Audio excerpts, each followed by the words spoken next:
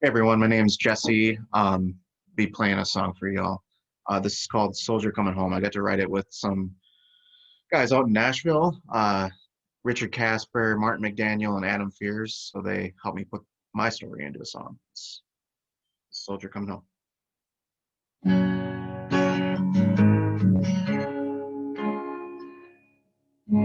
Sun shining on a small town parade,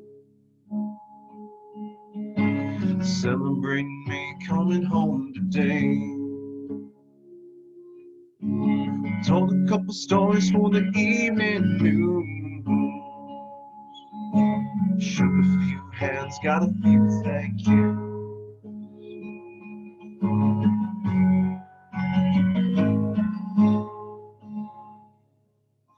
Got to hold my baby girl for the very first time. She got her eyes like a mama's and a nose like mine. Feels good to be standing on the southern ground till the desert finds its way back around. So I fake a smile, put on a front. Can't forget these things I've done. My life has changed for Uncle Sam. This war goes on for who I am. The hell I seen just shakes me now. The business end of that 50 cal in a room full of people feel alone. Just playing the part of a soldier coming home.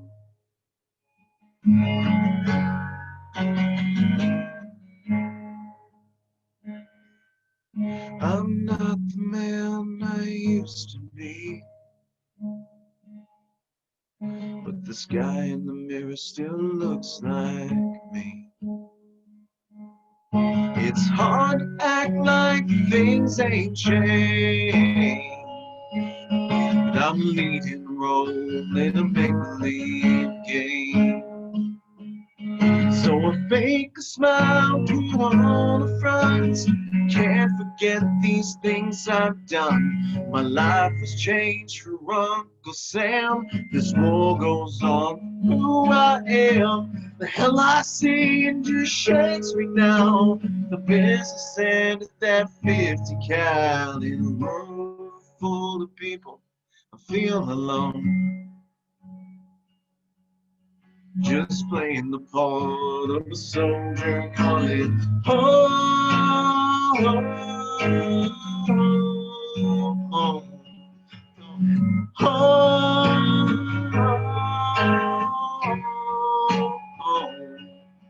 Cause the hell I see just shakes me now. The business end of that 50 cal in a room full of people feel alone. Just playing the part of a soldier coming home. Still playing the part of a soldier coming home.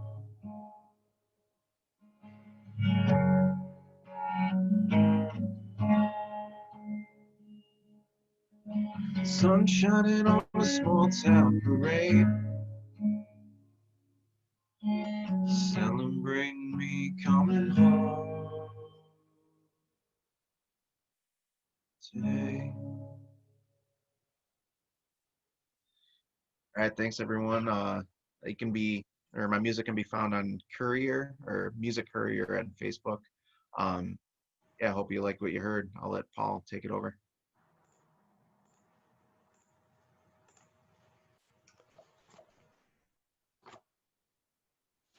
Good evening, everyone.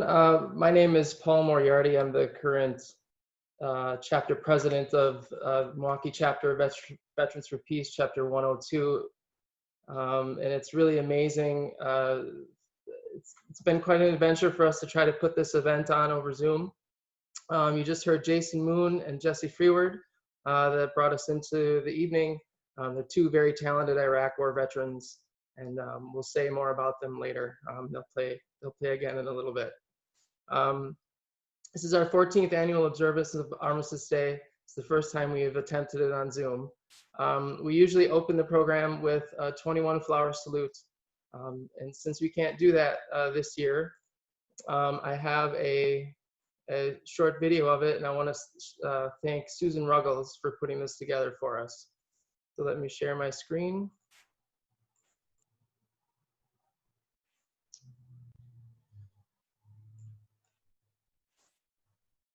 We begin every year with the 21 flower salute, not 21 guns. We do it to remember those who have perished in wars, whether combatants or civilians, regardless of their nationalities. Their number is in the hundreds of millions.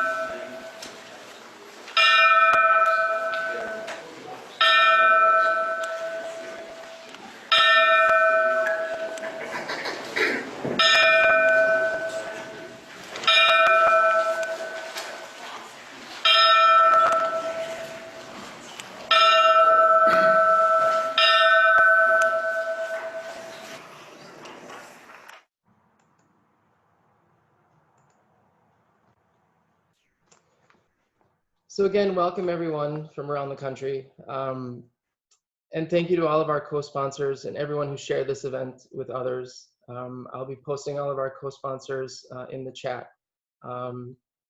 Check them out. There are a lot of amazing local organizations here in Milwaukee, and we're very grateful for their support and for their constant partnership in this event that we do every year.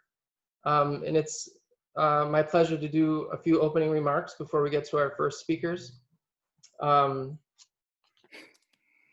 We gather this evening to reclaim this day, called Veterans Day in the United States, as Armistice Day, a day to reflect on the peaceful future we wish to see, and to remember the victims of all of our wars, be they combatants or civilians who have paid the price for our short-sightedness and lack of creativity when it comes to resolving human conflict. I'm not a particularly religious person, but the prophetic philosopher Dr. Cornel West said something recently as a guest on filmmaker Michael Moore's podcast called Rumble that caught my heart. He said, "I believe that the kingdom of God is within me, and everywhere I go, I ought to leave a little heaven behind. And sometimes that heaven that you leave behind is not just a grin, not just a hug, not just a love, but sometimes it's your life itself. That your life is a gift from something bigger than you, and you have to be willing to give your life back as a gift to others."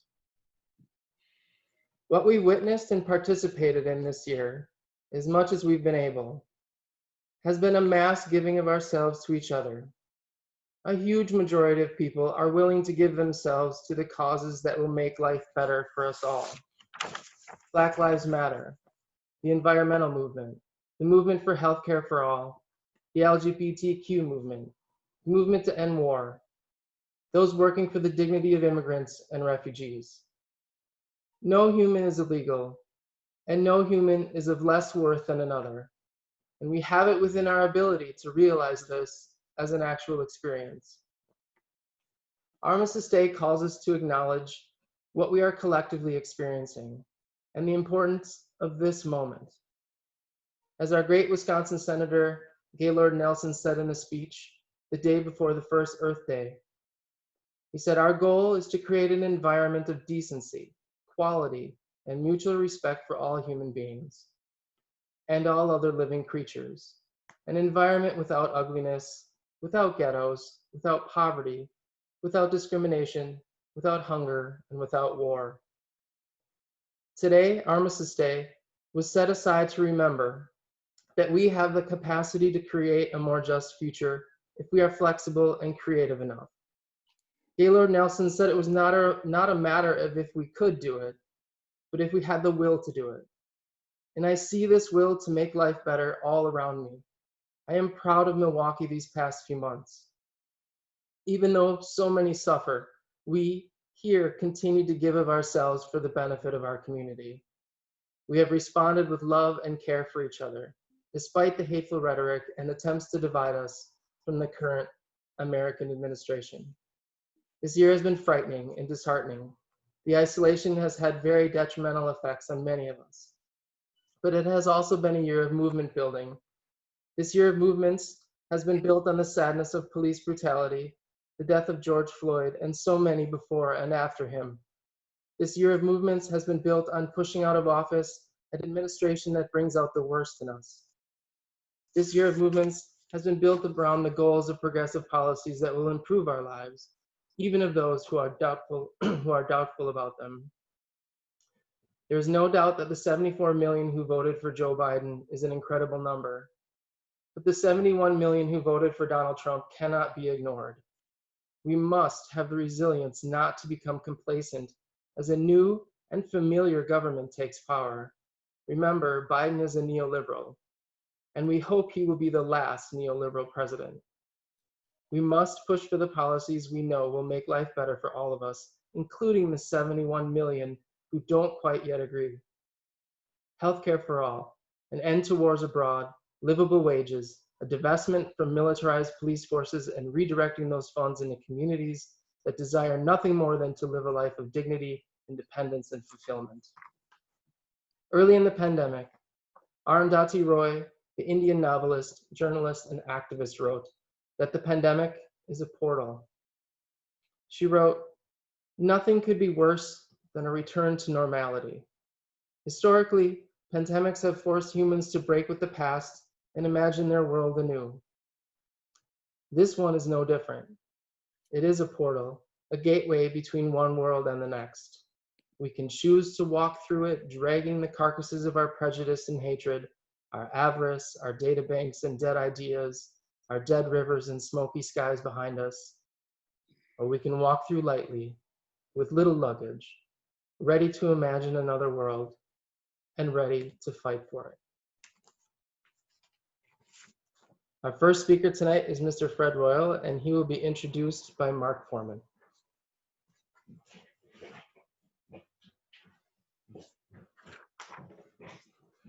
You'll need to. Go ahead.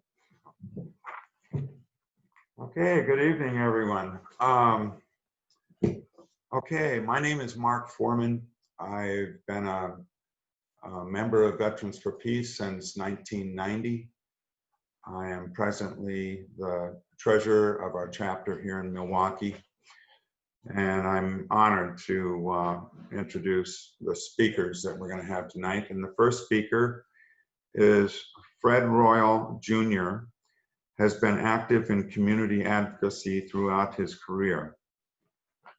He is currently president of the National Association for the Advancement of Colored People, the NAACP Milwaukee branch. Mr. Royal has served on a range of boards from Milwaukee Area Technical College to the Social Development Commission. In 2011, he was elected to the American Civil Liberties Union and the Social Development Commission. Veterans for Peace works to educate people on the true costs of war. So we are intrigued by his speech topic tonight, the cost of peace. Welcome, Mr. Royal. Good evening, and thank you for the invitation to speak to your participants in this program. I want to thank the Veterans for Peace chapter, the Veterans for Peace organization putting on this event. I want to thank Paul and you for those remarks that Paul made and for your introduction. I do believe that a just future, know that if we could do it, but if we have the will to do it, is appropriate for the conversation that I want to talk to you about tonight. and that's The Price of Peace, A World Without Violence. So expressions of different forms of violence are related. For example, acceptance of interpersonal relationship violence relates to the state-sanctioned violence, such as militarization and corporal punishment. There are three definitions of peace as defined within the Merriam-Webster Online Dictionary that I want to speak to you about tonight. The first is from a global perspective. Peace as a state or period of mutual concord between governments, or a pact or agreement to end hostilities between those who have been at war. The second is from a national perspective, which is defined as a state of tranquility or quiet, such as freedom from civil disturbance, a state of security or order within the community provided by law or custom. And then the third and final is a form of local perspective, which refers to peace as harmony in personal relations. So let's talk about globally. The economic impact of violence to the global economies was $14.76 trillion in 2017, according to the Economic Value of Peace 2018 report released by the Institute of Economics and Peace. The single largest contributor to the global economic impact of violence, at over 37% of the total, was military expenditure at $5.5 trillion. Internal security spending was second largest component, comprising over 27% of the global economic impact of violence, totaling $3.6 trillion. Refugees and displaced people are another cost of violence. 10% of the population in 9 countries across the world are displaced people or refugees. 20% of the population of Somalia and South Sudan are displaced people or refugees, while 60% of Syrian population falls in this category. Unfortunately, we cannot forget the over 500 children separated from their families at our southern border, displaced and disengaged with their loved ones. We can't forget to mention the global impact of terrorism. Only 37 out of the 163 countries measured reported no impact of terrorism, which is just over 22%. When we look at the price of peace, a world without violence nationally, this second definition of peace was a state of tranquility or quiet, such as freedom from civil disturbance, or a state of security or order within a community provided for by law or custom. Now, unfortunately or fortunately, that's debatable, because Eric Holder stated that this country has never had a real courageous conversation around racism. And I think that we're having that conversation currently. So this year was a year of civil unrest on 2 fronts. This country, as well as the rest of the world, faced a global pandemic. We were at odds internally in this country as to how to best address the containment of this virus. Mass demonstration and violent threats to public officials was part of daily occurrences and continue as I deliver this message tonight.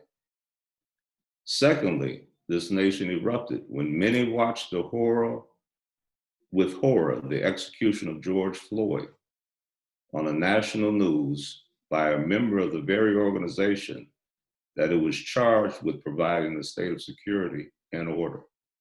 Many took to the streets demanding justice, only to be confronted with another tragic death of Breonna Taylor, a 26-year-old emergency medical technician from Kentucky, which drew further outrage. And then some watched Jacob Blake as he was shot 6 times in the back in Kenosha.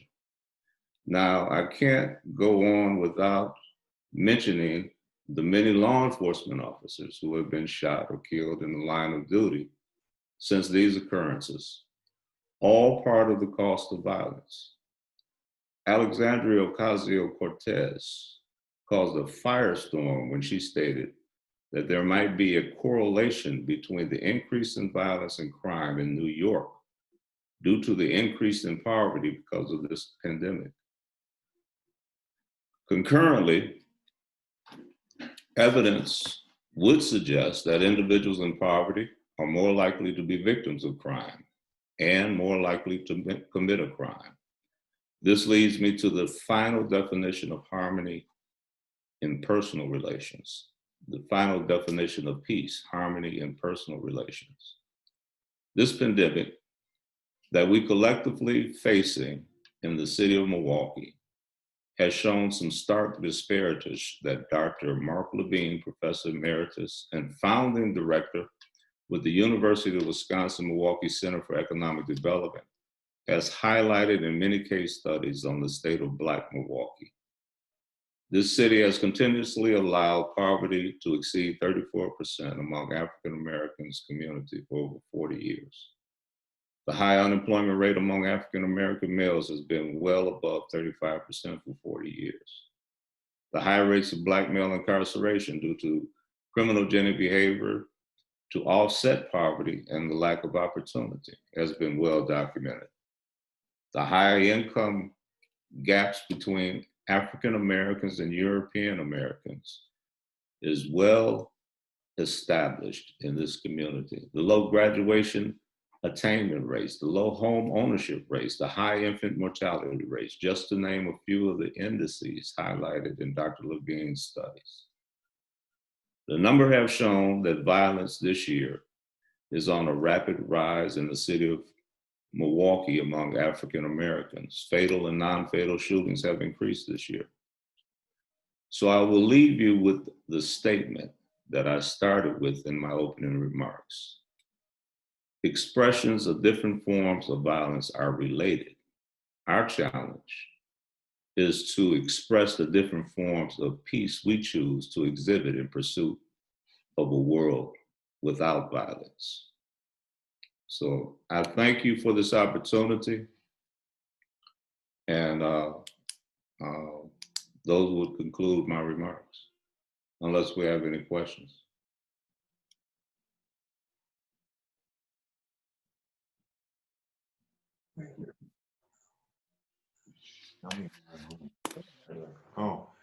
Oh boy. Thank you so much, Mr. Royal. You've given us a lot to think about.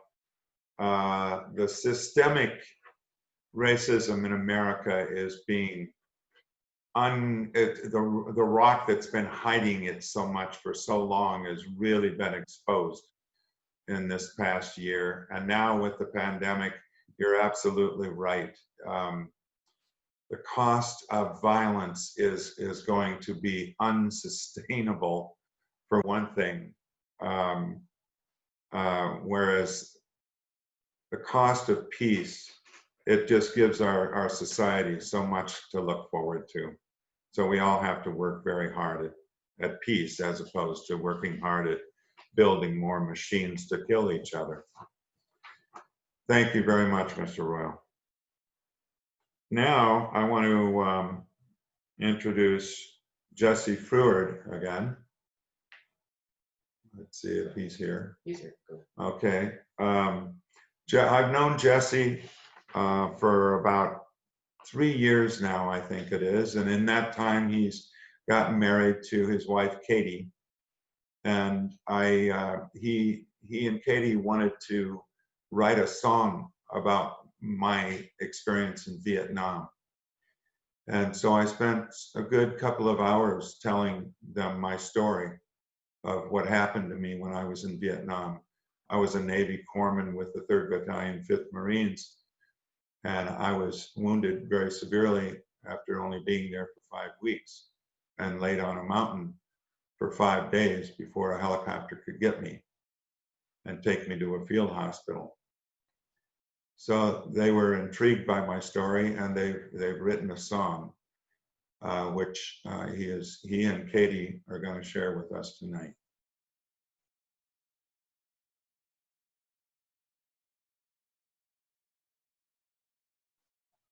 There they are. Yeah, it was getting the camera here. Yeah, it was an honor to get the opportunity to write this song for you, and it'll be featured on Jason's next, or Warrior Songs next CD. The last thing I'll ever do. So yeah.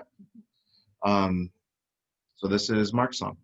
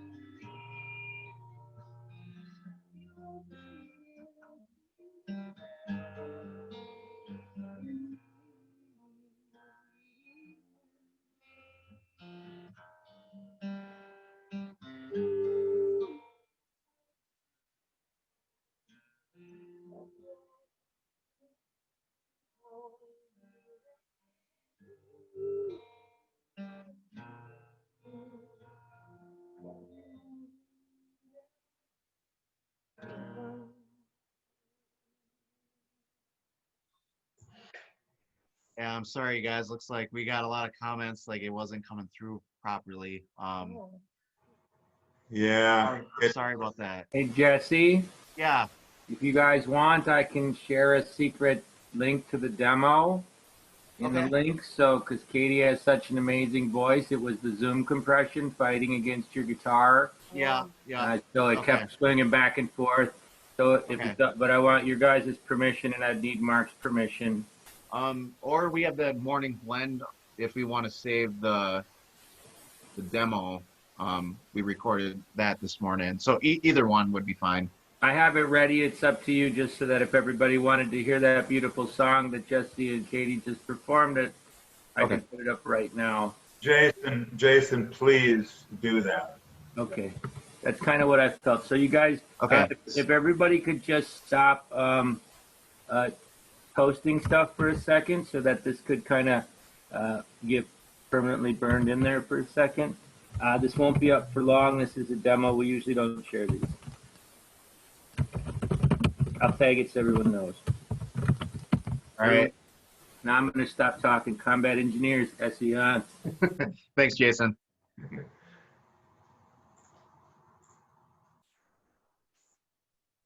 Okay, go ahead.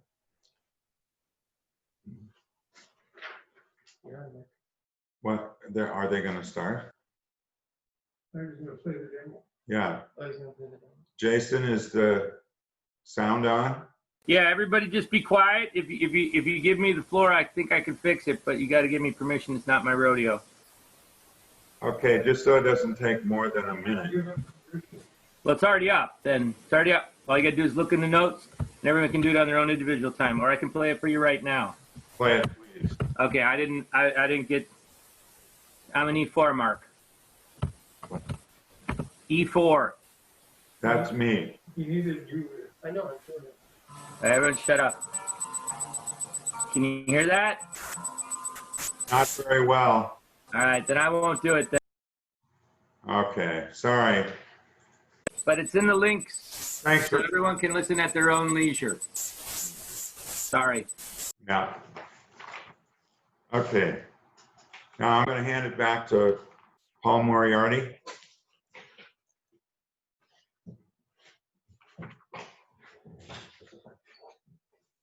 Thank you, Jesse.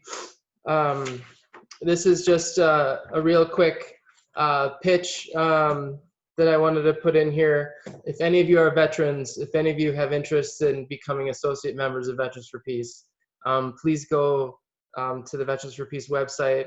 You can search out local chapters in your area. You can find local contacts, people that you can contact tonight if you wanted. If you're interested in joining and becoming active in your local chapter. I'm also going to put into the chat box, if you're able to, I'm going to put 2 links, one for PayPal and one for ActBlue. If you're able to donate tonight to support this event, we would very much appreciate it. I know we're playing musical chairs here, but I'm going to ask Mark to come back, and he would like to introduce Devin Anderson from the African American Roundtable.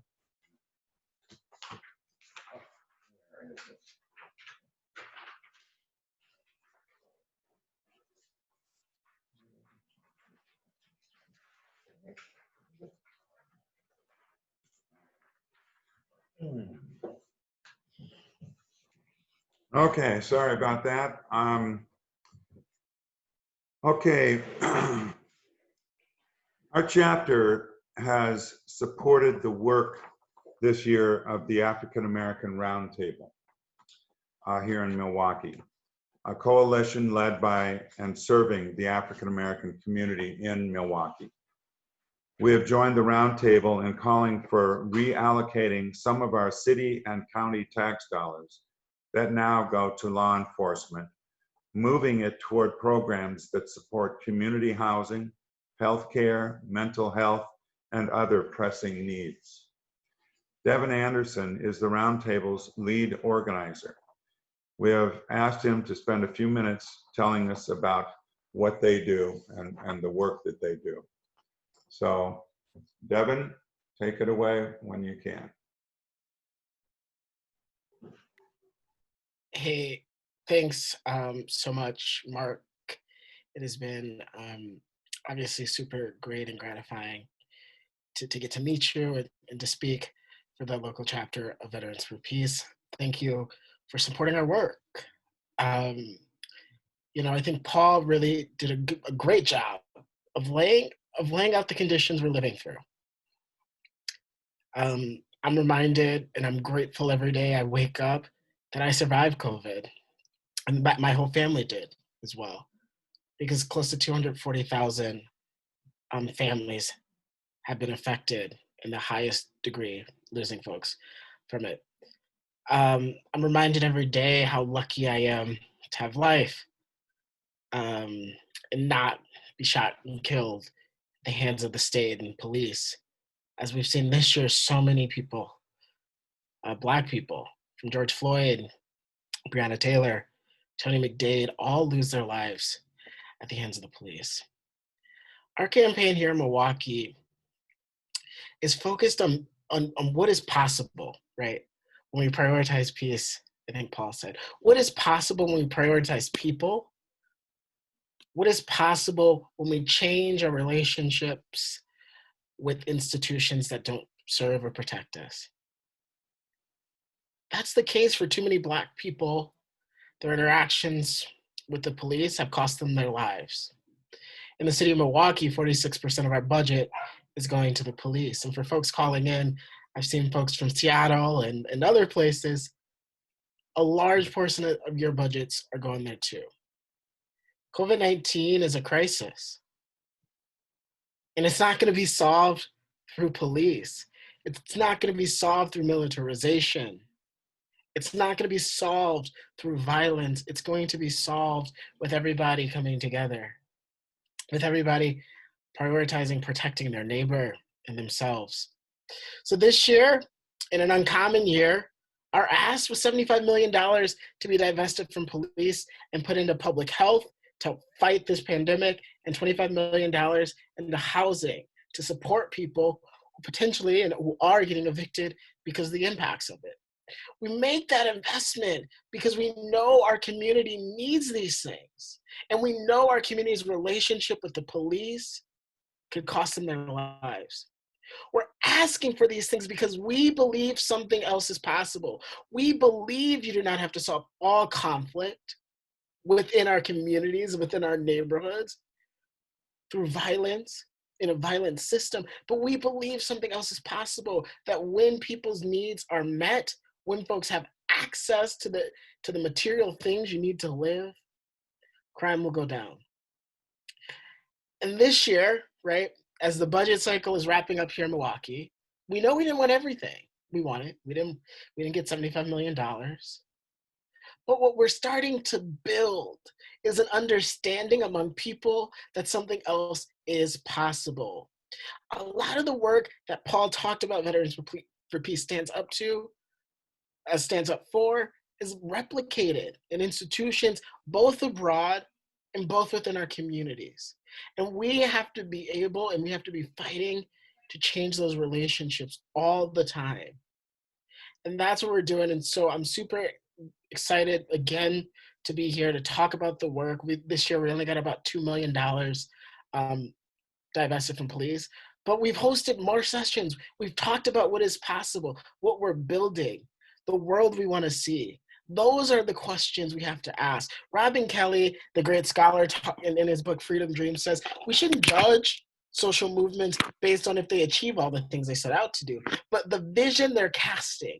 The same way Veterans for Peace is casting a big, bold vision that the United States needs to stop intervening through military all across the world and through violence all across the world. We're casting that vision too, that something else is possible in this within our communities. So I'm proud to be here. I'm excited to be here and listening to this amazing program. I want to thank Veterans for Peace one more time for putting this on and for supporting the work we're doing here locally. And I just want to leave you all with a new world is possible. And peace is possible all across the world and within our communities. Peace is possible, but we're going to have to fight like heck all the time to build that world. And so thank you so much, Mark. Thank you so much. And that was beautiful. Thank you so much.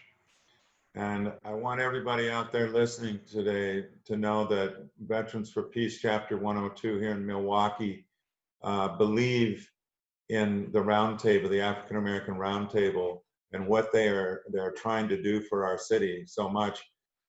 We just gave them a donation of $1,500, and that's quite a big percentage of our account. But this racism and inequity going on not only in Milwaukee but all over the world, for that matter. We've really got to get on board with each other and start having empathy for each other and more love for each other. Okay, that's being said, our next speaker, David Swanson, and he's our final speaker. David Swanson is an author, activist, journalist, and radio host, and a leading voice for peace around the world. He is executive director of World Beyond War, a global nonviolent movement to end war and establish a just and sustainable peace. David is campaign coordinator for rootsaction.org. He blogs at davidswanson.org and warisacrime.org. He hosts Talk Nation Radio. His books include War is a Lie and When the World Outlawed War. He is a Nobel Prize nominee and was awarded the 2018 Peace Prize by the United States Peace Memorial Foundation. He also serves on the National Advisory Board for Veterans for Peace. David, welcome. We are delighted to have you and anxious to hear what you have to say on your timely topic, which is the pro-war candidate has defeated the pro-war candidate. Now what? Welcome, David. Thank you, Paul. Let me know if you can't hear me okay. Veterans for Peace has long been one of my favorite organizations. I think I've been on a half dozen Veterans for Peace webinars in the past couple of days, and all of them wonderful, including this one. Terrific speeches and music thus far. Excellent information on the costs of war. Reminds me of a billboard that we put up a few months ago in Milwaukee that some of you made incredible use of, generated events and media around, that simply said 3% of US military spending could end starvation on Earth. I think when people hear about war, they think about the killing of the wars, and they don't make it to understanding that the diversion of resources to the wars and the preparations for the wars and the profiteering from the wars kills far more people, because such a small fraction of it could save so many more people than the people who are actually killed by direct violence in the wars. I think it's wonderful that you're including the topic of racism with the topic of war and peace here. I think that Dr. King was obviously right that we need to take on both of those plus what he called extreme materialism together, and we're stronger when we do so. I think Black Lives Matter, the activism of that in past months and currently has advanced us a significant step away from racism in the United States and beyond. And I think we have miles and miles yet to go, or all of those tens of millions of people mentioned a little bit ago would not have voted for Trump, nor would anybody have nominated Joe Biden, it must be said. And I think it's worth understanding that this police violence in the United States kills on the level of a war, kills more people than some of the wars that we try to end, or the murders by drones that we try to end. And it's been very useful to combine these issues. It's helped us succeed in taking military weapons away from local police departments in a number of cities in this country, and we're working on others as we speak. And it's been wonderful to see people's understanding, the educational work around the racism advance. I think I think we're not yet in a significant way with most of the US population to the point of understanding the racism of the wars, to the point of understanding that if all of these wars currently happening, many of which people can't even name, were happening to countries thought of as white, there would be uproar and everyone would hear about it and something would be done about it. And we aren't, to a significant degree, understanding the racism that comes out of the wars. The fact that historically you have this racist violence in the United States significantly heightened during and after big wars. And of course, refueling the propaganda for more wars in a vicious cycle. But it's that activism, which had very little to do with any elections, although resulted in the registration of huge numbers of people to vote, that made a huge change in our culture. And it's going to be activism that prevents a coup if we see a coup attempted in this country. I don't think we're going to, but if we do, we're not going to be able to vote it down. We're going to have to use the tools that gave people the right to vote, the tools that primarily have changed the world. And so we have to overcome this bizarre teaching in the United States that I think is relatively recent and unique, that tells people all you can do is vote and then sit on your hands for 2 years or 4 years and then vote again. And you see people making such a big to-do out of voting because they really want to do something and nobody has told them what else they can do. And it's a crying shame because there's so many good people with such good intentions and willingness to sacrifice, willingness even to put their bodies on the line, as we heard Cornel West quoted earlier, and yet they don't know how to do it. And so we have to get out there and organize chapters of Veterans for Peace and of World Beyond War and of all these peace groups and bring people into events, show people how you can educate in public events and classrooms, how you can get local resolutions passed, local laws passed, do protests, do disruptions, do entertainment, and do lobbying, do media creation, create videos like we're doing right now and every other kind of media, get in the corporate media, do billboards as we did in Milwaukee, change the culture by reclaiming holidays, as Veterans for Peace has inspired all of these organizations to try to restore this particular holiday, Armistice Day. And you know, we're organizing these divestment campaigns that are succeeding. We're putting out books where we've got a peace almanac to give you peace holidays throughout the year.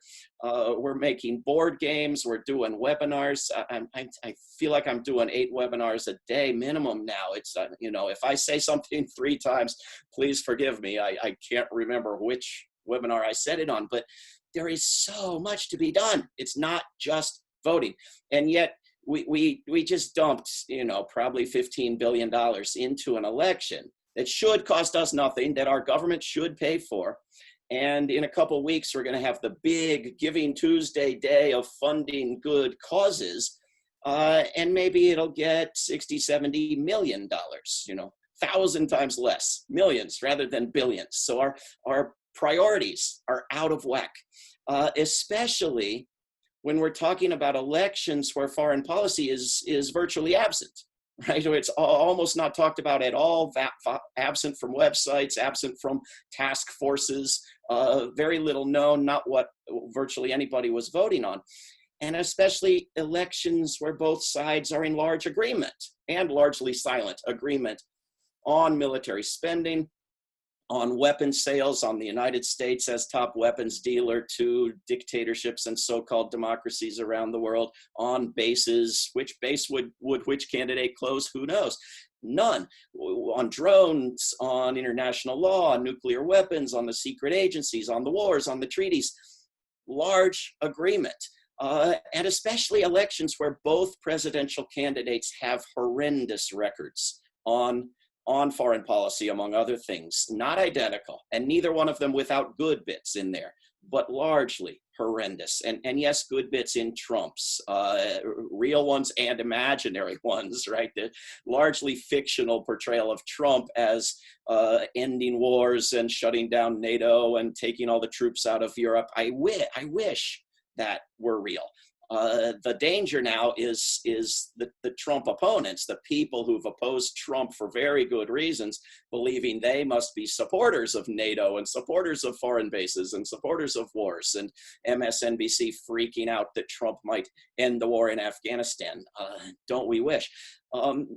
But there were maybe three new candidates elected to Congress who look likely to be serious opponents of war: Cori Bush, Jamal Bowman, and Mondaire Jones, bringing the total to 15 or 20, depending how you count them, out of 535.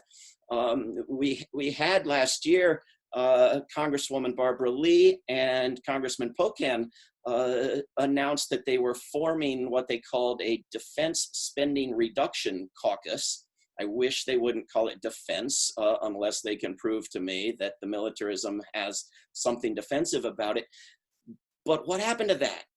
Can we get after them? Can we figure out who's on it? Can we lobby everybody's Congress member to join it? Can we get at least those who voted to move 10% out of militarism this past year to join it, and recruit others to join it with a commitment to act on the principles of it? Can we go after Congress on that, moving money out of the militarism? Can Trump's military budget be one of the Trump things that the Biden camp has to be against?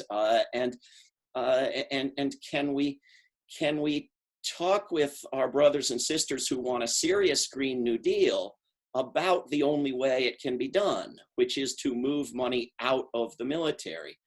So not just the Paris Agreement, but a serious Green New Deal. And beyond that, conversion, a real conversion program for economic, moral, environmental, and foreign policy reasons, from war to peaceful industries.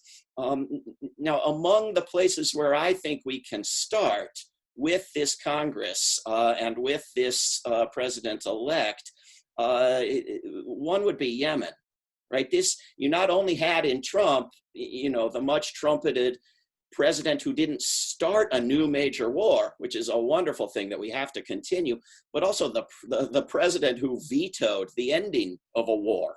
Nobody had done that before either. And so Congress is theoretically on board with ending the war on Yemen. Can we make sure that Biden is too, and can we end it on day one? Can we move on from there to Congresswoman Omar's bill to stop selling any weapons, not just to Saudi Arabia, but to any country that abuses human rights? Now, this is a bizarre notion because you can't, of course, use weapons of war without abusing human rights, but taking this crazy idea that human rights is a domestic issue alone and mass murder is okay if it's a war, can we at least take that step of ceasing to be the top supplier of weapons of war and training of militaries and funding of militaries for brutal, oppressive governments? And the next step to any government. We've got a president in Trump who put sanctions on the top officials of the International Criminal Court because they were investigating crimes by all parties in Afghanistan and talking about investigating crimes in Palestine. This has been denounced by 70 national governments, top allies of the US government, by all the human rights groups that line up with US imperialism and rarely challenge it, Human Rights Watch included. Can we get President-elect Biden to say he will lift the sanctions, if not start supporting international law? What about Cuba? Biden has promised, and it cost him some crazy votes. He's promised to restore better relations with Cuba. Can we make that happen? And can we move beyond that to actually ending the blockade? What about Afghanistan? We had both presidents, one of them for the second time, promising to end the war on Afghanistan, or rather, in Joe Biden's words, to end the war and withdraw the vast majority of the troops. So to end the vast majority of the war, whatever that means. Can we make it end the war? And can we make it stick? And can we progress from there to making reparations, a fraction of what's being spent on the war, to actually improve Afghanistan? Can we can we stop this crazy idea that's happening right now in Congress, while Congress is taking up this Pentagon bill during the lame duck, that the United States should be forbidden to withdraw a troop from anywhere, from Korea, from Germany. I mean, Trump wants to pull troops out of Germany to punish Germany. I and the population of Germany want troops out of Germany because to be kind to Germany. But regardless of the motivation and the rhetoric, it has to happen. And it's the Congress in bipartisan harmony that's against it. Can we make that happen? Can we get a new approach with a new administration that's been given a mandate for change? Can we get the Iran agreement back as promised, but move beyond that to ending the hostility toward Iran? Can we get the disarmament agreements back with Russia? And beyond that, can we end the mad new Cold War with Russia? We've got this hangover from this Russiagate madness, where it's been the good humanitarian liberal duty to support a new Cold War with Russia. Can we make that go away, if only because Russia was kind enough not to control our election this time around, or whatever it requires people to imagine? But can we actually make the humane position be not stirring up hostility with governments that have piles of nuclear weapons? I was talking today with allies in Ireland who think that because Biden is proudly Irish, they've got a chance of getting the US troops to stop using Irish airports as military bases to ship troops and weapons through on their way to wars. We have to try. We have to give that a shot. And of course, we've got the immediate issue of nominees, of people being nominated for cabinet and other positions. Medea Benjamin and Sandy Davies have an article out looking at some of the worst ones and the best ones. New York Times had a survey of mostly the worst ones yesterday, I think, and they're mostly bad. And so I'm not sure we should put much emphasis on this. I'm not sure we should put much emphasis on anything national compared to local and global, but to the extent that we should, some of them are significantly better than others. But I'm not a fan of most of the good ones, because most of the good ones that people are proposing for cabinet positions, they're proposing to take, the least awful members of the US Congress out, which I don't think is a smart move. I actually like the proposal that I saw in an email from Bob Naiman earlier today, which was to take Susan Collins out of the Senate from Maine, a Republican, and put her in as Secretary of State or Secretary of so-called Defense or something of the sort, and have the Democratic governor of Maine put a Democrat in her place. Much easier, I think, than winning an election in Georgia. In any case, I think now is the moment to get beyond elections. However, it's also the moment, very briefly, I think, to take a better position to the extent that anyone, organizations, and individuals are willing on the next elections, to try to break out of the lesser evil cycle, and to declare right now that going forward, we will only support candidates who want to move money out of militarism, end wars, work cooperatively with the world, and put the money into good, decent things, into human needs and environmental needs, because we're running out of time. We don't have any more time not to commit to the greater good rather than to the lesser evil. So that would be my radical proposal for the moment. And again, thank you so much for including me in such a wonderful group that's doing such great work locally. And thank you for making this available to people outside of your little part of the world.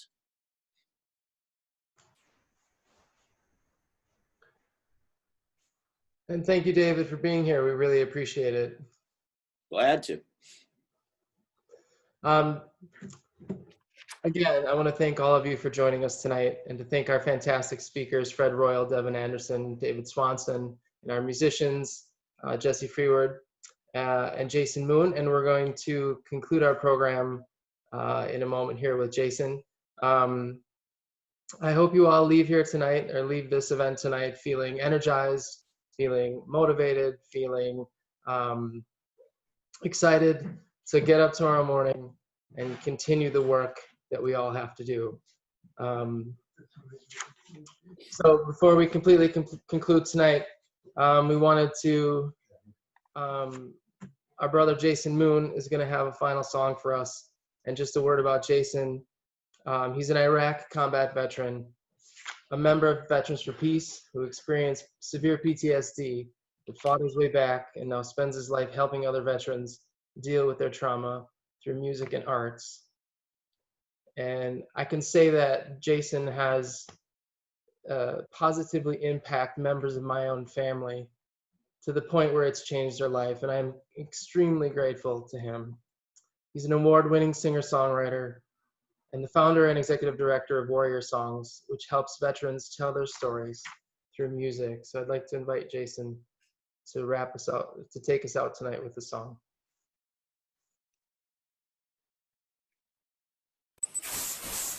Thank you, guys. Am I on?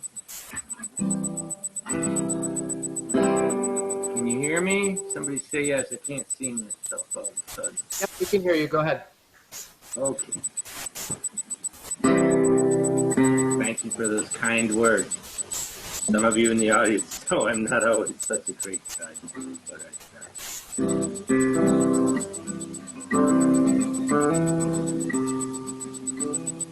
How do they expect a man to see the things that I have come back and be the same?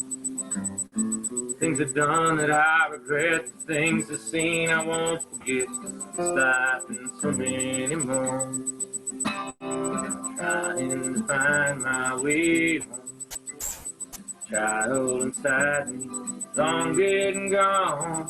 Somewhere between, lost and alone. Trying to find my way home. And you know, and I've seen another side, another slice of the pie. Didn't seem too fair to me. The people who did not deserve the sufferings that they took, freedom ought to be free. And I'm trying to find my way home. Child inside me, long dead and gone. Somewhere between lost and alone. Trying to find my way home. Whether we lose or win, I'm so sick and tired of the spin. I don't think I can take any more. If the truth must stay in disguise, hidden beneath all the lies, what were we fighting for? Trying to find my way home. Child inside me, long dead and gone. Somewhere between, lost and alone. Trying to find my way home. And I was trying hard to keep a smile, looking to the eyes of my child, tell him, but Dad has to go. And after Daddy's went away, he's come back and he ain't the same man that you used to know. I'm trying to find my way home. Child inside me, long dead and gone. Somewhere between, lost and alone. Trying to find my way home.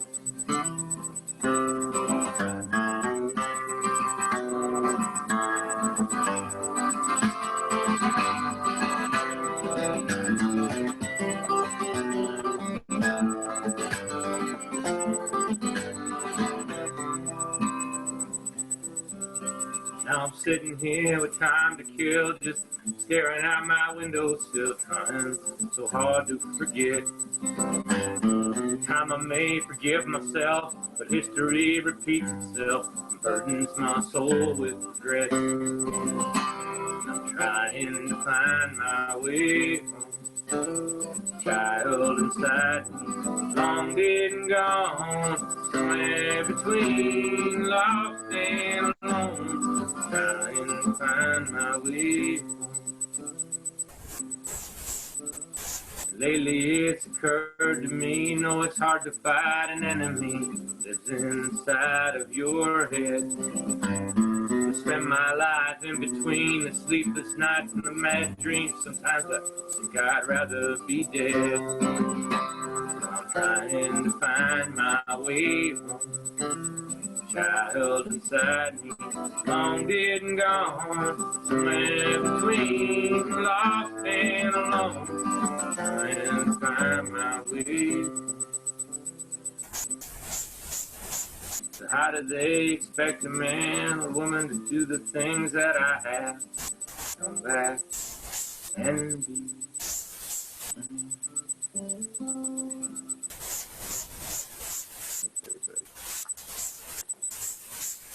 Thank you, Jason. And thank you, everybody. Let's end this pandemic. Wear your mask, protect each other. Good night.